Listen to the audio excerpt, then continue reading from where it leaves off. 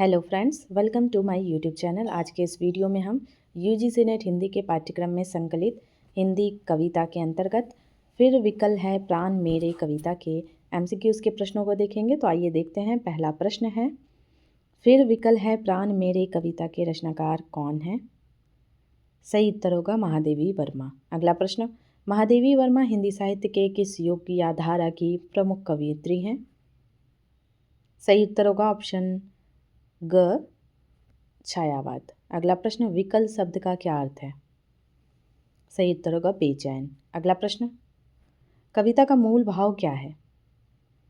सही उत्तर होगा अज्ञात अनंत सत्ता की खोज और मिलन की व्याकुलता।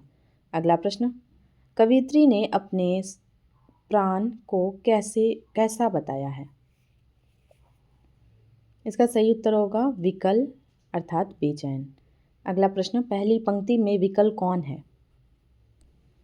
सही उत्तर होगा प्राण। अगला प्रश्न, कवियत्री किसे तोड़ देने की बात करती है ताकि वह उस ओर देख सके? सही उत्तर होगा क्षितिज को। अगला प्रश्न, उस ओर क्या है जानने की इच्छा क्या दर्शाती है? सही उत्तर होगा जिज्ञासा और अज्ञात सत्ता की खोज। अगला प्रश्न, कवियत्री किस बात पर प्रश्न उठाती है, क्यों मुझे प्राचीर बनकर आज मेरे श्वास घेरे? सही उत्तर होगा आत्मा को घेरने वाले भौतिक या जीवनगत सीमाओं पर।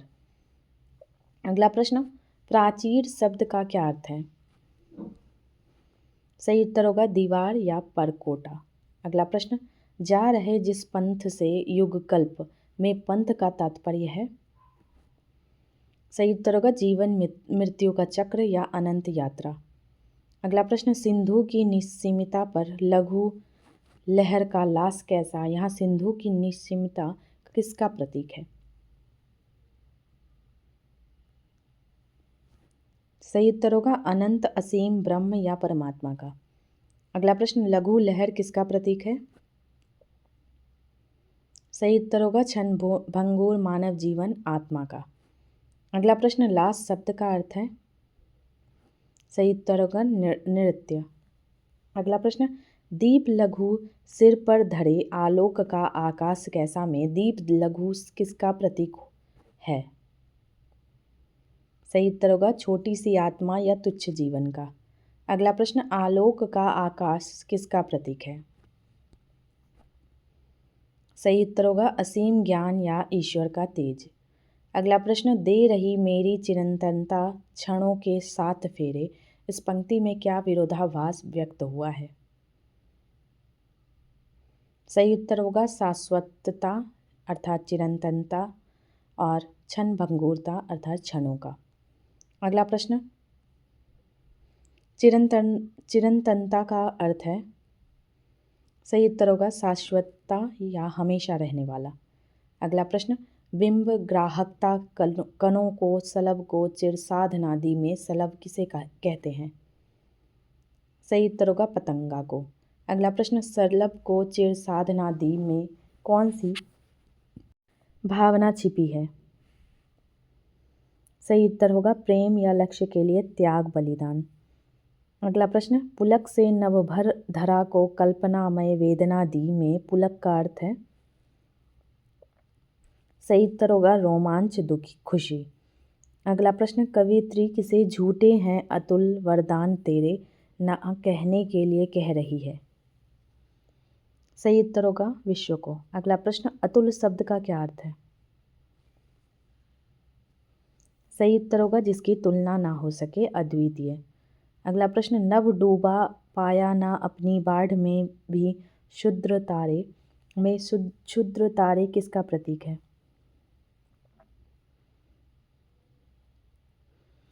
सही उत्तर होगा आत्मा या छोटी सी आशा। अगला प्रश्न, बाढ़ किसका प्रतीक है?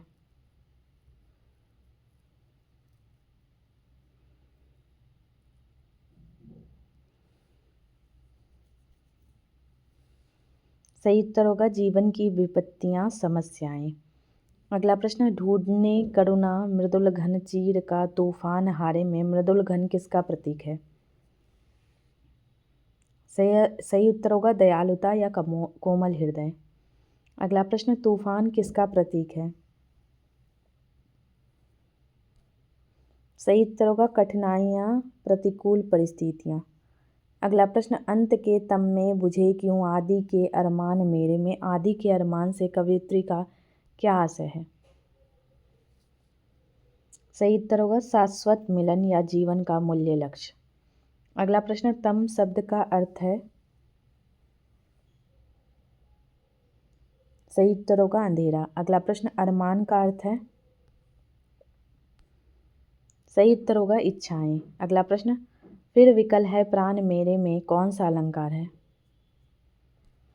सही उत्तर होगा मानवीकरण, प्राणों का बेचैन होना। अगला प्रश्न, क्यों मुझे प्राचीन बनकर आज मेरे श्वास घेरे में कौन सा अलंकार है? सही उत्तर होगा प्रश्न अलंकार। अगला प्रश्न, लघु लहर का लाश कैसा और आलोक का आकाश कैसा में कौन सा अलंकार है? सही उत्तर होगा उपमा, सादृश्य और प्रश्न अलंकार। अगला प्रश्न, सिंधु की निस्सीमता पर लघु लहर में सिंधु और लहर किसके बीच के अंतर को दर्शाते हैं? सही उत्तर होगा अनंत और क्षणिक। अगला प्रश्न, चिरंतनता क्षणों के साथ फेरे में कौन सा अलंकार है? सही उत्तर होगा विरोधाभास। अगला प्रश्न, कविता की भाषा कैसी है? सही उत्तर होगा तत्सम शब्दावली युक्त साहित्यिक खड़ी बोली। अगला प्रश्न, बिंब ग्राहकता कणों को सलब को चिर साधनादि में बिंब ग्राहकता कणों से क्या आशय है? सही उत्तर होगा प्रकृति द्वारा प्रदान किए गए सौंदर्य की अनुभूति। अगला प्रश्न, ढूंढने करुणा मृदुल घन चीर कर तूफान हारे में अलंकार है? सही उत्तर होगा मानवीकरण, तूफान का हारना। अगला प्रश्न, कविता का छंद कैसा है?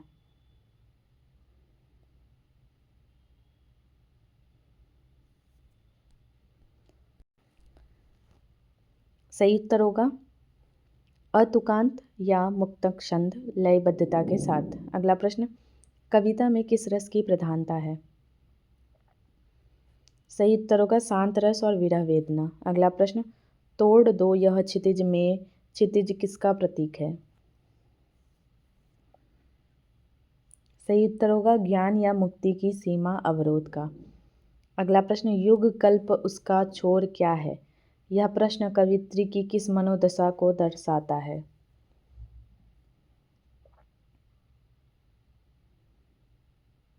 सही उत्तर होगा गहन दार्शनिक जिज्ञासा। अगला प्रश्न, सिंधु की निस्सीमता पर लघु लहर का लाश कैसा, इस पंक्ति का गहरा अर्थ क्या है? सही उत्तर होगा विराट के सामने शूद्र का महत्वहीन नृत्य। अगला प्रश्न, कवियत्री विश्व को क्या कहकर संबोधित करती है? सही उत्तर होगा हे विश्व। अगला प्रश्न, मत कहो हे विश्व झूठे हैं अतुल वरदान तेरे, कवियत्री वरदान किसे मानती है? सही उत्तर होगा जीवन, प्रेम, बलिदान की भावना और सौंदर्य की अनुभूति को। अगला प्रश्न, कविता में कवियत्री आत्मा को कहाँ ले जाना चाहती है? सही उत्तर होगा क्षितिज के पार, अनंत की ओर। आगे देखते हैं, कविता में आदि के अरमान का अंत के तम में बुझना किसका प्रतीक है? सही उत्तर होगा जन्म के मूल उद्देश्य अर्थात मुक्ति का मृत्यु की निराशा में खो जाना। अगला प्रश्न, इस कविता का शीर्षक फिर विकल है प्राण मेरे क्या सुझाव देता है? सही उत्तर होगा यह एक सतत अर्थ या बार बार होने वाली बेचैनी या शाश्वत जिज्ञासा है। अगला प्रश्न, महादेवी वर्मा के काव्य में तम अंधेरा किसका प्रतीक है? सही उत्तर होगा अज्ञानता, दुख या मृत्यु। अगला प्रश्न, यह कविता महादेवी वर्मा के किस भाव की अभिव्यक्ति है? सही उत्तर होगा रहस्यवाद।